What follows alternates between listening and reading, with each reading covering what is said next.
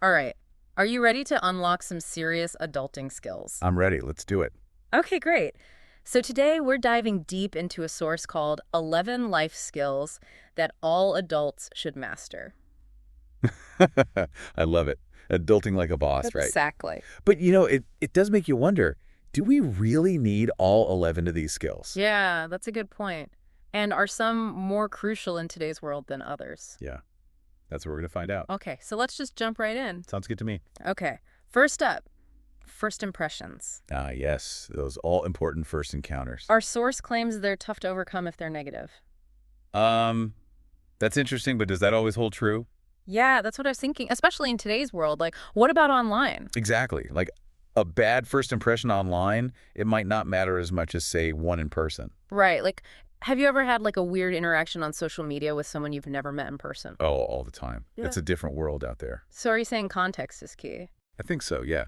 The platform we're using, how you're presenting ourselves online, it all adds these layers of complexity.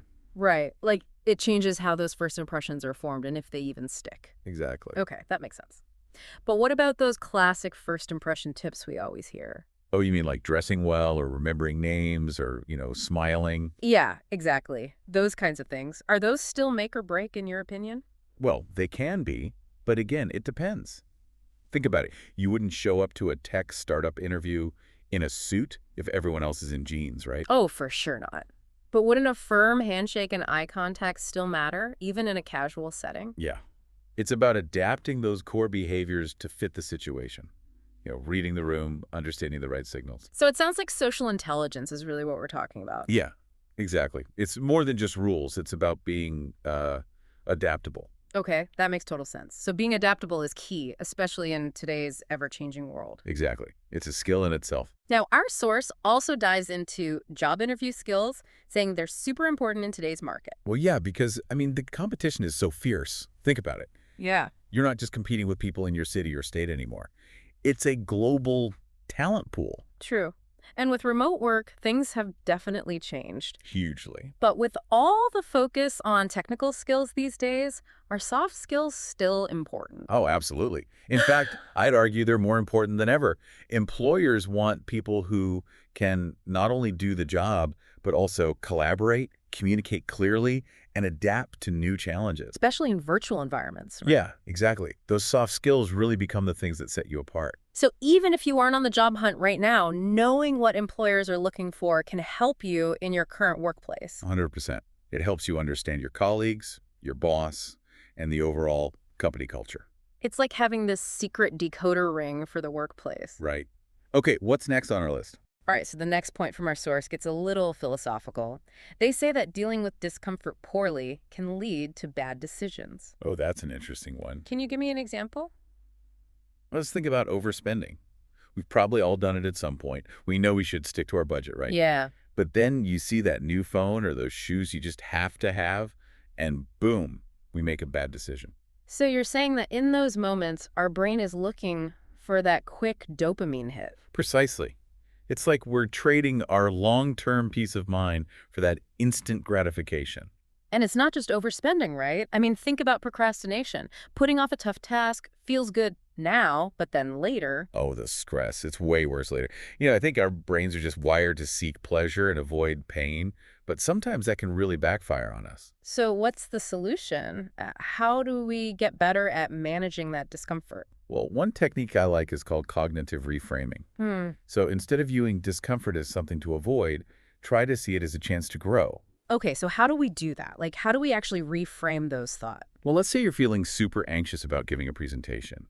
Instead of thinking, oh, I'm going to mess this up, you can reframe it as, this is my chance to share my ideas and make a difference. So it's about shifting our perspective, looking at the situation in a new light. Exactly. And another helpful technique is what's called exposure therapy. Gradually expose yourself to the things that make you uncomfortable, but do it in a safe and controlled environment. So baby steps. Dipping your toes in the pool instead of diving headfirst. Precisely. Now, have you ever made a choice you knew deep down wasn't the best, but it just felt good in the moment? Oh, all the time. I have a weakness for a good sale, even if I don't need anything. We've all been there. The key is to start recognizing those patterns, those moments where we're letting discomfort drive our choices. and then try to make choices that are more in line with our long-term goals. That makes sense. Which leads us nicely to the next skill, making wise decisions. I like that. So our source compares a Twinkie decision, one driven by that instant gratification we were just talking about, with a wise one. What makes a decision wise, in your opinion? I think it's about looking past the immediate moment and seeing the bigger picture. A wise decision, in my opinion, is one that aligns with your values, your goals, and considers all the possible consequences, both good and bad. And I think it also means gathering information, doing your research, before you just jump in. So almost like doing a mini research project. Exactly, like a research project for your life. That's kind of a cool way to think about it, but realistically, we can't do a deep dive for every single choice we make, right? No, of course not. Right. But even taking a few moments to pause, really think things through before making a big decision, it can make a huge difference. Hit the pause button on autopilot and really think about it. Yes, exactly. Now, speaking of being thoughtful, our source really emphasizes the importance of prioritization. Ah, prioritization. The bane of my existence. I hear you. So, they suggest asking ourselves this simple question. What are my priorities for today? That's a good question. But how does just asking that question actually help? I mean, I always feel overwhelmed by my to-do list. It's just this mile-long list of things. I totally get it. It's like we're constantly bombarded with things to do, demands on our time. Having clear priorities, though, helps you cut through all of that noise and focus your energy where it truly matters. It's like a filter for your to-do list, only letting those really important things through. Exactly. It's about making conscious choices with your time. Make sure your actions are aligning with your goals. That makes sense. But how do we actually prioritize effectively? Is there like a framework or method that can help us figure out what really matters? There are actually several frameworks that can be really helpful. One that's super popular is called the Eisenhower Matrix. Okay, I've heard of that one. Have you? Yeah. It's where you categorize your tasks by how urgent and how important they are. Exactly. So you focus on those urgent and important tasks first, the ones that can't wait, and then you can either delegate or defer the less critical ones. Okay, that's a good reminder. So instead of trying to do everything at once, we focus on the things that will have the most impact. Right. Another really helpful framework is the Pareto principle. Okay, refresh my memory. What is that one again? It's also known as the 80-20 rule. And it suggests that 80% of your results come from just 20% of your efforts. Interesting. So we need to figure out what that 20% is. Right. By identifying and focusing on those high-impact tasks, you can be so much more productive and effective and less overwhelmed. Those are some great tips. I'm definitely going to try to incorporate them into my workflow. Okay, so moving on to our next life skill. Our source talks about asking for help, which, to be honest, can be tough for a lot of people. It's true. It really is a skill that so many people struggle with. Yeah, our source uses this funny example of needing heart surgery to highlight when it's really obvious you need help. Right. But it's not always that clear-cut in everyday life, is it? Exactly. When do we need to, swallow our pride and actually ask for help? Right. And I think a lot of people have this belief, almost ingrained, that asking for help is a sign of weakness or incompetence. Yeah, you're right. You should just be able to handle everything on your own. Exactly. But that's so far from the truth. Everyone needs help sometimes. I mean, think about it. Even the most successful people in the world have mentors, coaches, support systems. They get that they can't do it all alone, and that asking for help can actually help them grow and succeed faster. So it's not about admitting defeat. It's about using the knowledge and expertise of others to reach your goals. Exactly. It does take courage, though, I think, to admit you need help. Yeah. To overcome that voice inside that says you should be able to do it all yourself. But here's the thing. Asking for help, it's not a weakness, it's a strength. I like that. It shows self-awareness, humility. You're willing to learn and grow. Yeah, absolutely. And it can really lead to breakthroughs in your life, both personal and professional. Think about it. What's one thing you're struggling with right now? Could asking for help be the key to moving forward in a more positive direction? That's something for me to ponder, for sure. Now, this next skill from our source, it's a particularly interesting one for me. They suggest that everyone should learn to cook. Oh, interesting. They even say that everyone loves a partner who can cook. Well, there's definitely some truth to that. Right, but I think there's more to it than just trying to impress a potential significant other. Oh, absolutely. Cooking is like this fundamental life skill, and it has so many benefits. Okay, so tell me more. Why is it so important? Well, for one, it's about taking control of your health.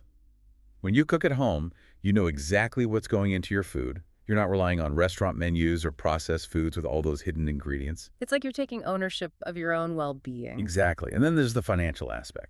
Oh yeah, cooking at home is so much cheaper than eating out, especially these days. Right. And it doesn't have to be complicated either. There are tons of simple, healthy recipes you can find. And then there's that sense of satisfaction, right? Like you created something delicious with your own hands. Exactly. Cooking can be a way to express yourself, connect with your culture, and even have fun with friends and family. It's about so much more than just the food itself. So for our listeners who might not have ventured beyond ramen and those microwave dinners, what's one simple dish they could try to get started? Oh, that's a good question. Well, a stir fry is a great place to start. It's quick, easy. You can customize it with whatever veggies and protein you have on hand. And it's all in one pan, so less cleanup. Exactly. Okay, now get ready for this next one because our source makes a bold claim. They say that a lot of the misery people face in life is connected to money. Ooh, that's a heavy one. Right. But is it true? Unfortunately, it often is. Financial stress can really impact every aspect of our lives. Our relationships, our health, our overall well-being. Think about it. Debt can be this crushing burden. Yeah, it's like you're carrying around this invisible weight. Exactly. And when you're constantly worried about money, it's hard to focus on anything else. It can really create tension in your relationships. You might make poor decisions, and it can even impact your physical health. So, what's the solution? How do we break free from that cycle of financial stress? Well, the good news is that even if you're not a financial expert, just understanding the basics of personal finance can be so empowering. Knowing how to budget, save, avoid debt, it can make a world of difference. So, it's about taking control, making informed choices. Exactly. There are tons of resources out there too, from budgeting apps to financial literacy workshops. Even small steps like tracking your spending or setting a savings goal can have a big impact in the long run. Okay, so baby steps. Right. It's a journey. Exactly. Now, our next skill is all about mastering our thoughts. Our source describes the brain as this thought-producing machine, which I think is a pretty accurate metaphor, wouldn't you say? It really is. Our minds are constantly going, churning out thoughts, some good, some bad. How do we even begin to get control of all that mental chatter? Well, that's where mindfulness comes in. It's about becoming aware of those thoughts, but not judging them. And then we can start to choose which ones to focus on. So it's like we're in charge of our own mental control panel, choosing which thoughts to amplify and which ones to turn down. Exactly. And mindfulness really is a skill. It takes practice and patience, but with time, you can develop the ability to notice those negative thoughts and challenge them. So instead of letting our thoughts control us, we learn to control our thoughts. Yes. And one of the best ways to cultivate mindfulness is through meditation. Oh yeah, meditation. I've heard it can be helpful, but I've always struggled to actually quiet my mind. Oh, I know, it can be tough. But even just a few minutes a day can make a difference. And there's so many guided meditations online and in apps that can really help you focus and guide you through the process. Okay, so what if your mind wanders? Oh, it's going to happen. It's totally normal. Just gently bring your attention back to your breath or the guide's voice. Okay, I'm willing to give it a try. What about other techniques for taming those thoughts? Journaling can be really helpful. Try taking a few minutes each day to write down what you're thinking and feeling. It can really help you become more aware of those thought patterns. I've actually been thinking about starting a journaling practice, but it always seems a bit daunting. Any tips for getting started? Just keep it simple. You don't need a fancy notebook or a special method. Just grab a pen and paper and start writing. Okay, so just start, no pressure. Exactly. And remember, mindfulness is a journey, not a destination. Right. Okay, I'm feeling inspired. Now, our source lists public speaking as an essential life skill. Public speaking. The dreaded words. Right. Do we really need to master that? I mean, not everyone is going to be giving speeches or running for office, right? That's true. But public speaking is about more than just formal presentations. It's about confidence, clear communication, being able to express yourself in a way that people understand. Okay, I see your point. So you're saying even if you're not on a stage, these skills are valuable in all areas of life. Exactly. From personal relationships to the workplace. Yeah. And the good news is, just like any skill, it can be learned and improved with practice. Okay, so how do we go from being terrified of public speaking to, like, actually enjoying it? Well, one of the best ways to get over that anxiety is to join a group like Toastmasters International. I've heard of that. They have chapters all over the world, right? They do. It's a really supportive environment to practice giving speeches. You get feedback from others, and it really helps build your confidence over time. That sounds awesome. What about people who aren't ready to join a group yet? What are some baby steps they can take? You can always practice by yourself. Stand in front of a mirror and go through your presentation, or practice with friends. You could even record yourself and then watch it back to see how you can improve. Those are some great tips. It's like anything else, the more you do it, the more comfortable you become. Exactly. And remember, it's not about being perfect.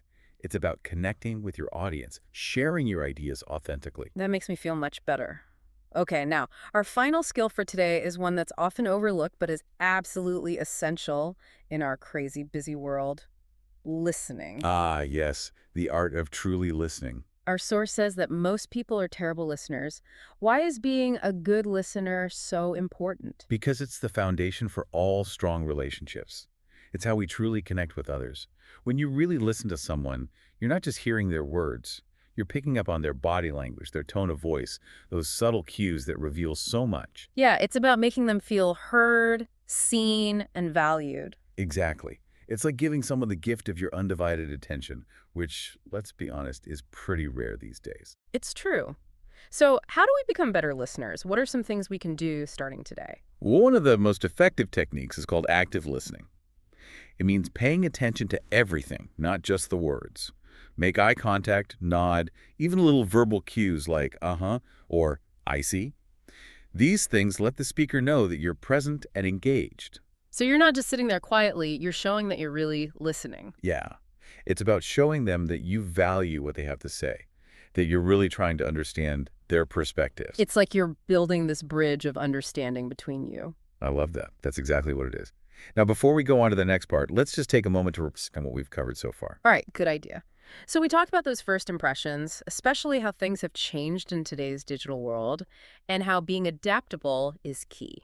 We've also talked about the importance of job interview skills in this competitive job market and how soft skills are more important than ever. And we explored the challenge of dealing with discomfort, how to reframe those negative thoughts and ultimately make wiser decisions that align with our goals. We talked about prioritization, those frameworks like the Eisenhower Matrix and the Pareto Principle that can help us get more done without feeling totally overwhelmed. Right. And we also emphasized the power of asking for help, how it's not a weakness but a strength.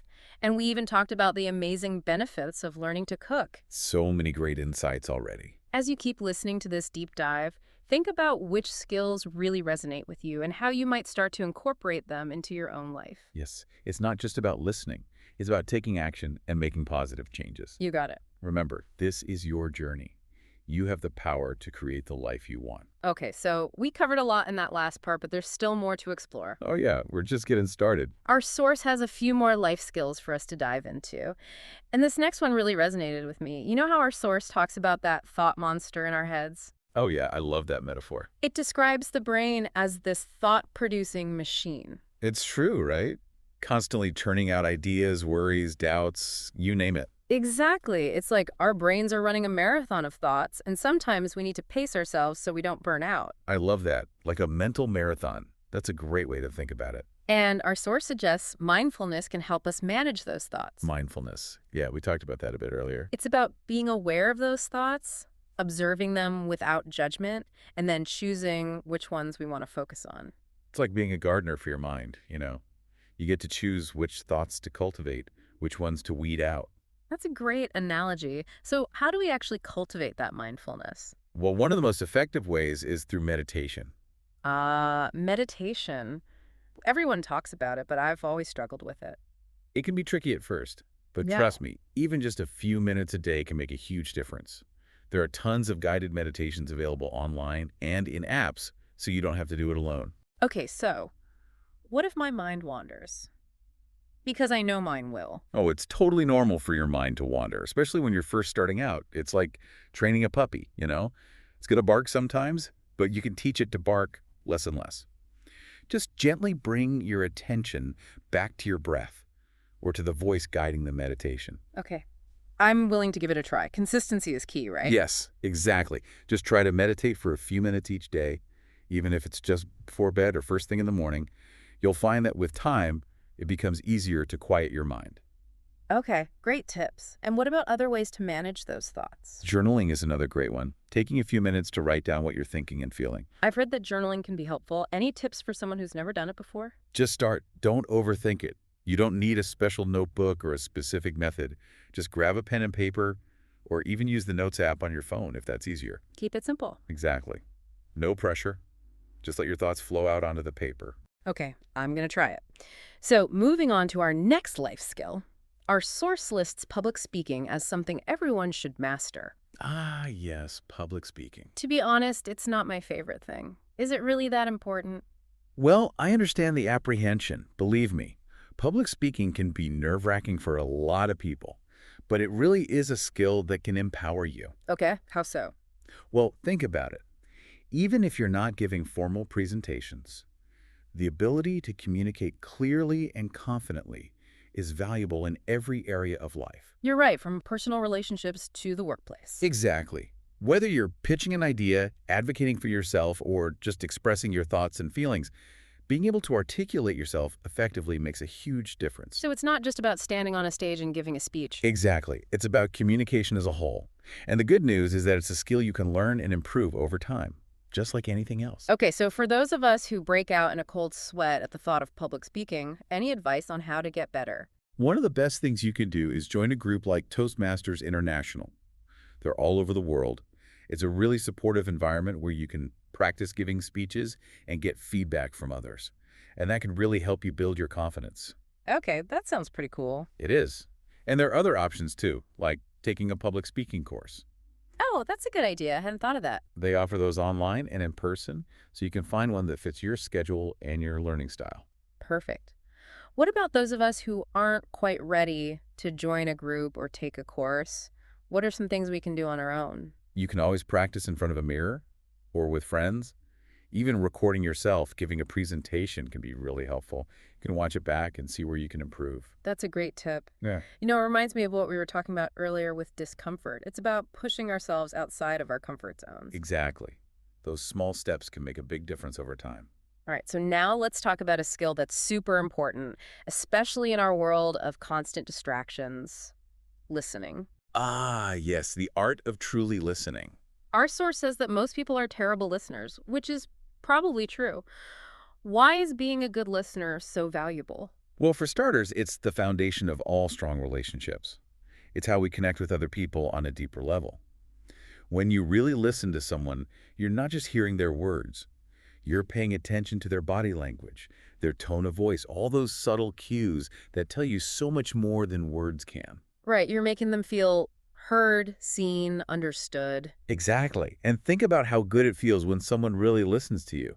It's like they're giving you a gift. It is a gift, especially these days. Right. And when we listen well, we build stronger relationships, we have deeper conversations, we avoid misunderstandings, and we can learn so much from other people. It's like a superpower that can transform your relationships. So how can we become better listeners? Well, one of the most effective techniques is called active listening.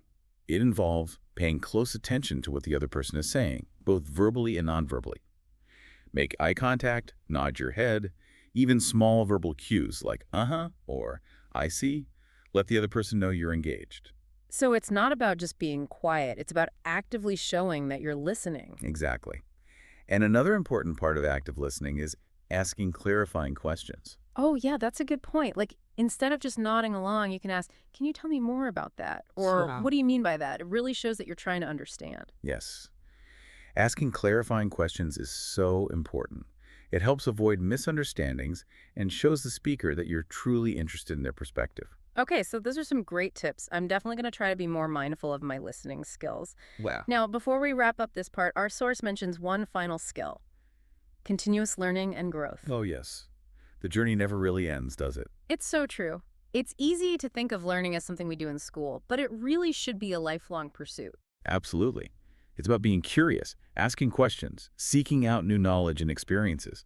It's about stepping outside your comfort zone, challenging your assumptions, and being open to new perspectives. It's like our brains are muscles that need to be exercised to stay strong and healthy. I love that analogy. And just like with physical exercise, there are countless ways to exercise our minds. Reading books, listening to podcasts, taking courses, attending workshops, traveling, engaging in stimulating conversations. There's so much out there. So many possibilities. But with so much information available these days, it can be overwhelming to know where to even start. You're absolutely right. That's why it's important to be intentional about your learning goals. Ask yourself, what are you passionate about? What skills do you want to develop? What knowledge do you need to fill in any gaps? So it's about having a plan or roadmap for your learning journey. Exactly. And remember, learning is a lifelong process. It's not about reaching a destination. It's about embracing the journey and all the growth that comes along the way. That's a great point. Now, as we wrap up our discussion on these 11 essential life skills, I want to touch on something we mentioned earlier, the idea of personalization. Yes, that's crucial.